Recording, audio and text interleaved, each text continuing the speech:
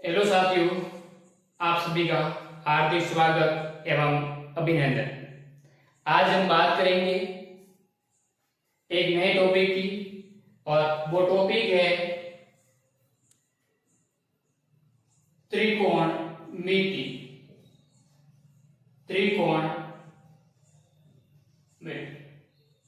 मित्रों, त्रिकोणमिति को इंग्लिश में कहते हैं ट्राइगोनमेट्री।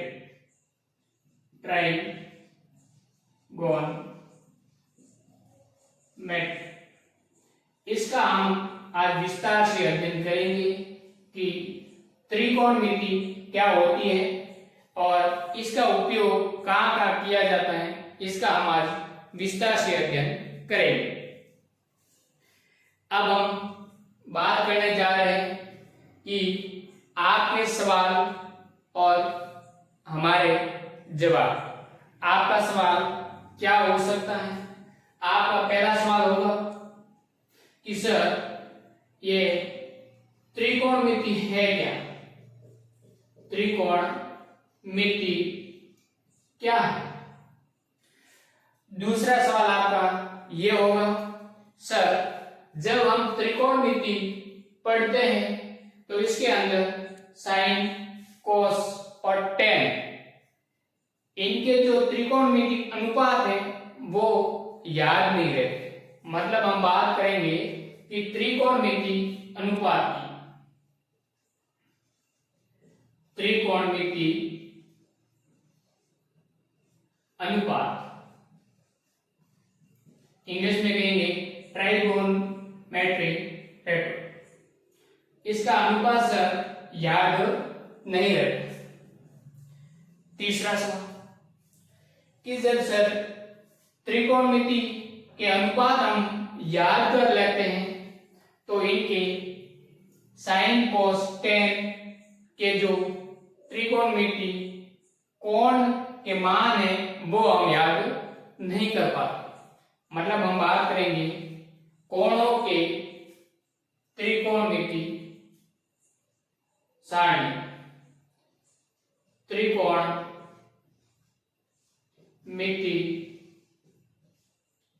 सारणी में हम याद करेंगे कोणों के बारे में, वो किस प्रकार के आपको याद रखें। आपका पहला सवाल त्रिकोणमिति किसे कहते हैं? दूसरा सवाल ये होगा कि सर त्रिकोणमिति के अंदर जो अनुपात होते हैं साइन, कोस, टेन के, वो हमें याद नहीं रहते हैं। जब एग्जाम में सवाल आता है तो हम उनको नहीं कर पाते। त्रिकोणमिति के जो सारणी है 0 से लेकर 90 डिग्री तक या उससे ज्यादा, उनको मान हमें एक बार याद करने पर भूल जाते हैं। एग्जाम के अंदर ऐसे सवाल आने पर सॉल्व नहीं होते।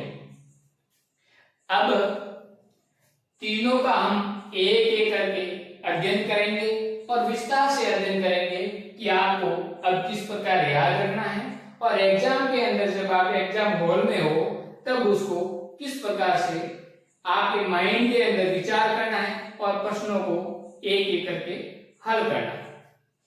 अब हम बात करेंगे सबसे पहले त्रिकोणमिति क्या है।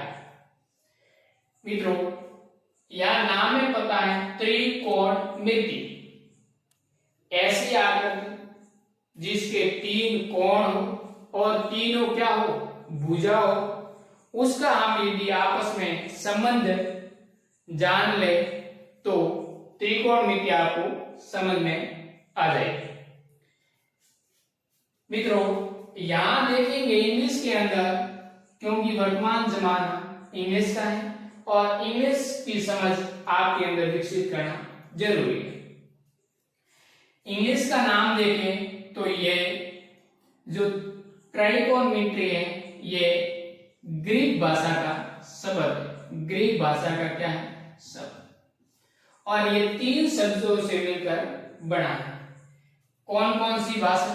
3 कौन कौन से शब्द? एक है ट्राई, दूसरा गोन और तीसरा है मेट्री। मेट्री को ग्रीक भाषा में मेट्रोन कहा गया है। क्या कहा गया है? मेट्रोन कहा गया।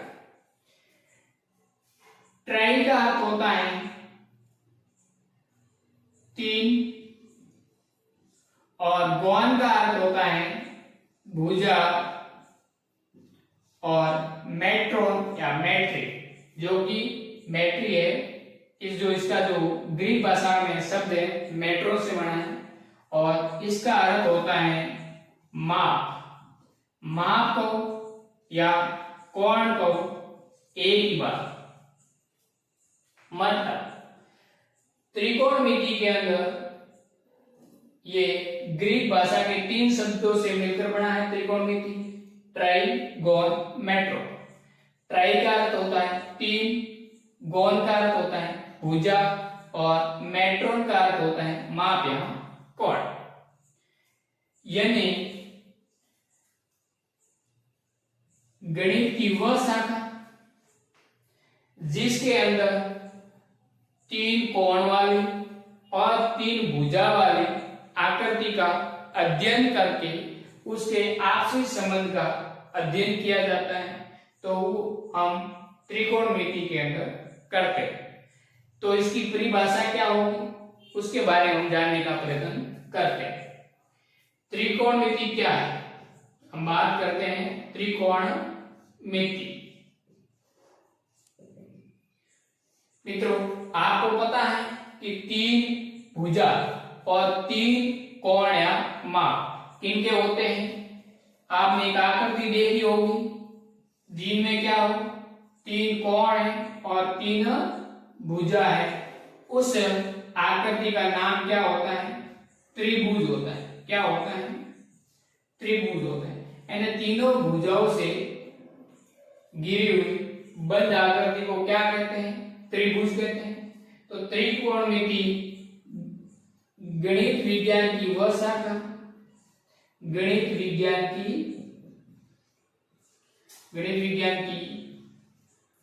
वह शाखा, या फिर आप विज्ञान नहीं कहे कि गणित की वह शाखा जिसमें त्रिभुज की भुजाओं, आपको पता है त्रिभुज में कितनी भुजा होती है? 3। तो त्रिभुज की भुजाओं एवं उनके कोणों के बीच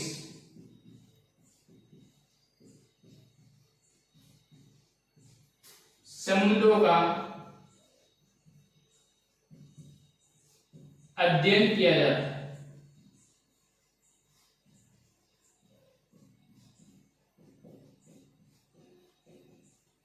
उसे त्रिकोणमिति कहते हैं।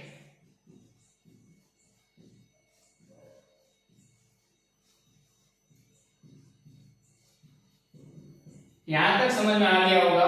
पहला सवाल हमारा क्या था कि सर त्रिकोणमिति या ट्राइगोनोमेट्री किसे कहते हैं? इनका हम एक करके पोस्टमार्टम किया तो हमारे पास में 3 शब्द निकल के आए। पहला ट्राई, दूसरा गॉन और मैट्री या मेट्रो। ये ग्रीक भाषा शब्दों से मिलकर बना होता है और इनका अर्थ होता है 3 भुजा, माप या कोण। इनको एक साथ में देखें तो ऐसी आकृति जिसमें 3 भुजा हो और 3 ही क्या हो? कोण हो, उसको हम क्या कहते हैं? त्रिभुज कहते हैं। तो इसकी परिभाषा हो जाएगी कि गणित की वह शाखा जिसमें त्रिभुज की तीनों भुजाओं या सभी भुजा, त्रिभुज की भुजाओं एवं उनके संबंधों के बीच, उसके कोणों के बीच संबंधों का क्या किया जाता है? अध्ययन किया जाता है और उससे हम क्या कहेंगे? त्रिकोणमिति कहेंगे। आपको केवल इतना याद रखना है कि ट्राइगोनोमेट्री ग्रीक भाषा का शब्द है। ये 3 शब्दों से मिलकर बना होता है, ट्राई, गॉन और मेट्रोन से। ट्राई का होता 3, कोण का मतलब भुजा और मेट्रोन का अर्थ होता माप या कोण। यहां तक मित्रों आपको समझ में आ गया। अब आपका जो दूसरा सवाल था वो ये था कि त्रिकोणमिति अनुपात कैसे लिया जाए? तो तो हम सबसे पहले एक समकोण त्रिभुज लेते हैं। कौन सा त्रिभुज? समकोण त्रिभुज। मित्रों, समकोण त्रिभुज के अंदर आपको पता है कि त्रिभुज कोई भी हो उसमें कितनी भुजा होती है? 3 भुजा होती है।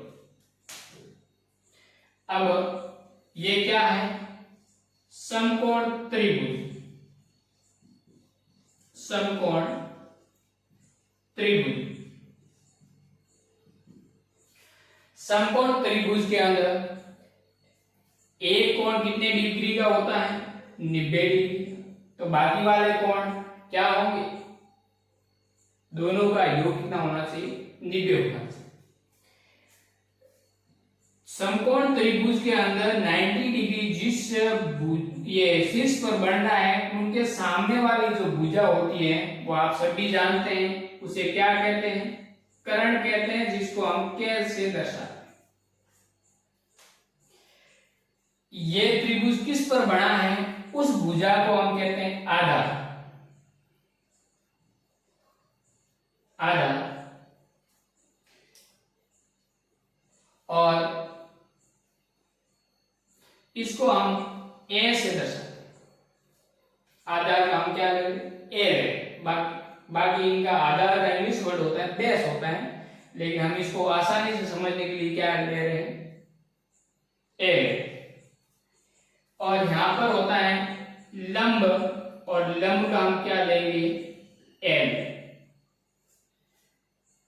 मित्रों, एक समकोण त्रिभुज लिया। समकोण त्रिभुज में एक कोण कितना होता है? 90 डिग्री। और 90 डिग्री के सामने वाली जो भुजा होती है वो कितनी रहती है? कर्ण कहलाती है।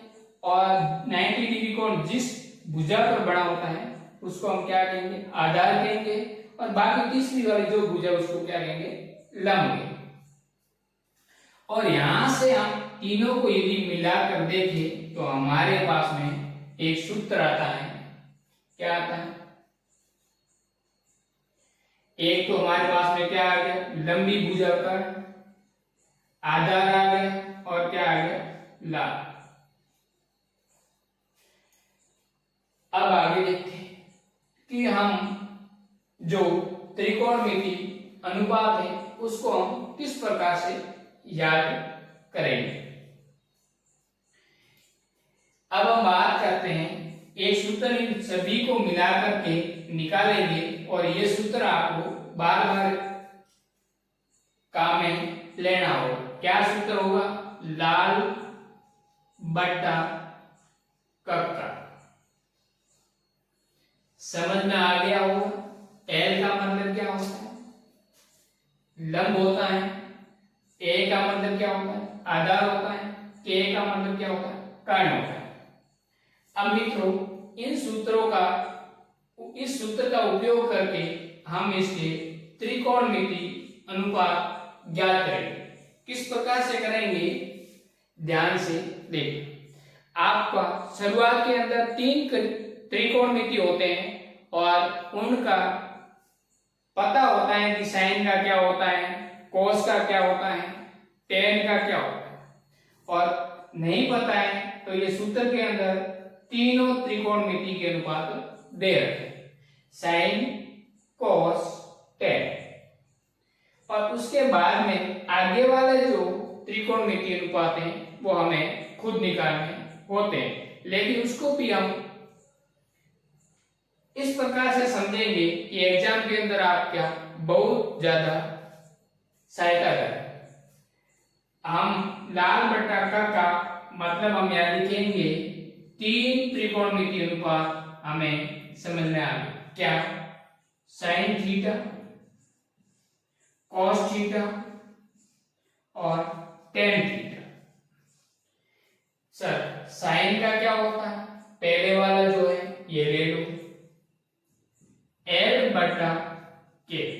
मतलब क्या हो जाएगा? एल का मतलब लंब और के का मतलब कर्ण। दूसरा है ए अपॉन के। इसका मतलब क्या हो जाएगा? कॉस का हो जाएगा ए अपॉन के। इसका मतलब हो जाएगा ए का मतलब होता है आधार और के का मतलब होता है करंट। मित्रों ध्यान रखना, एक अनुपात आपको लिखना है साइन कॉस टेन के आगे। टेन का मतलब क्या होगा, लाल एल, ए, एल का मतलब होता है लंब और ए का मतलब होता है आधा। अब यहां ध्यान देने की जरूरत है कि साइन कॉस टेन थीटा इसका अनुपात किस प्रकार से याद करोगे, लाल बटा का, और लाल एल क्या है, ए क्या है और के क्या है, ये मैंने आपको समझा दिया। सर ये तीन अनुपात हमें समझ में आ गया, लेकिन हमारी जो समस्या है वो आगे 4, 5 और ये सर एस यहां है तो हम यहां क्या लिखते हैं, सेक लिख देते हैं। सी से शुरुआत हो रही, सर हम क्या लिख देते हैं, कोसेक लिख देते हैं। टी से शुरुआत है लेकिन टी वाला कोई है नहीं तो हम करेंगे कोट लिखेंगे। अब मित्रों समस्या यहां एग्जाम में आती है कि सेक थीटा किसका उल्टा है, क्योंकि हमें ये सूत्र याद है लाल बटा का मतलब साइन कोस टेन के मान आपको याद है कि साइन का क्या अर्थ होता है, कोस का क्या अर्थ होता है और टेन थीटा का त्रिकोणमितीय अनुपात क्या होता है। लेकिन जब ये एग्जाम में आ जाते हैं तब हमें समस्या आती है, बार बार पढ़ने पर भी भूल जाते हैं। यदि इसको ध्यान से समझ लें तो एग्जाम में आपका बहुत यूजफुल होगा, बहुत आसानी होगी।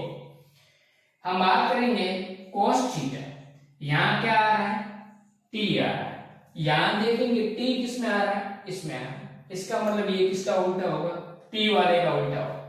मतलब हम बात करेंगे 1/tan थीटा, 1/tan थीटा किसका उल्टा होगा, cot थीटा। हमने टी से टी पकड़ ली और हमने cot थीटा किसका उल्टा है, tan थीटा। एक बात हमेशा समझ में आ गई, टी यहां पर भी है, टी यहां पर भी है, मतलब हम टी वाले का उल्टा कर। अब हम बात करते हैं आगे।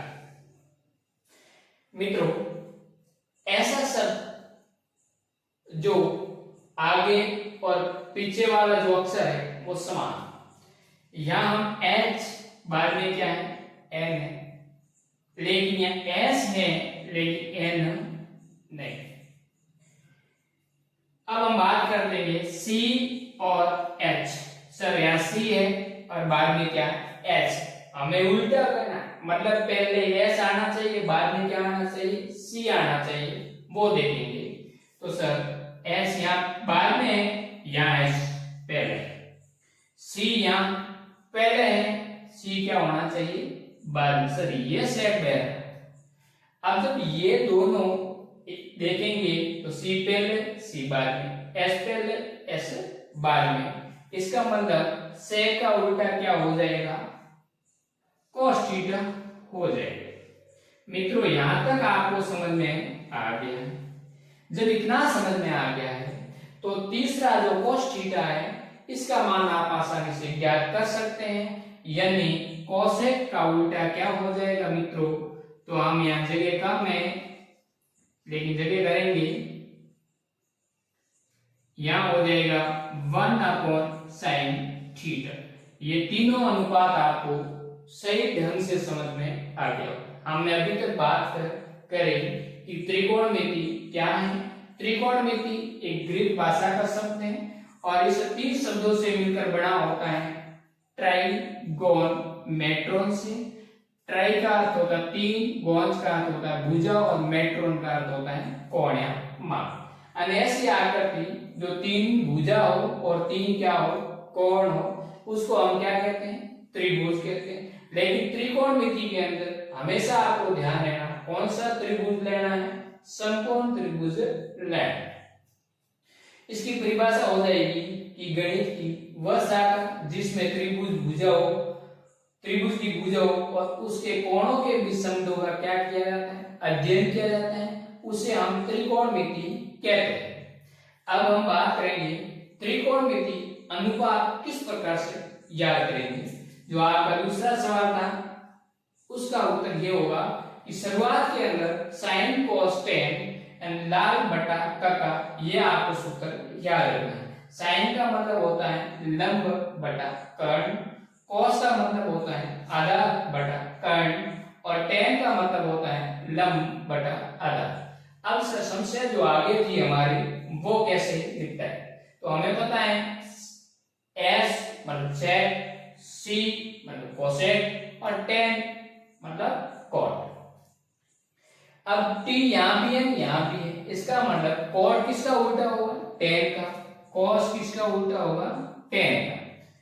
c पहले c बाद में, s बाद में s पहले, इसका मतलब cosec किसका उल्टा होगा, cos का। और sin की बात करें तो cosec के वो किसका उल्टा होगा, 1/sin या sin का उल्टा होगा। यहां तक मित्रों समझ में आ गया होगा। और हम बात करेंगे त्रिकोणमिति सारणी, जिसको आपको किस प्रकार से याद करनी है उसके बारे में। यहां तक समझ में आ गया तो एक थम्स अप देकर के वीडियो को लाइक करें और हमें बताएं कि आगे हम किस प्रकार से और आपकी समस्याओं को हल करने का भरपूर प्रयास करें।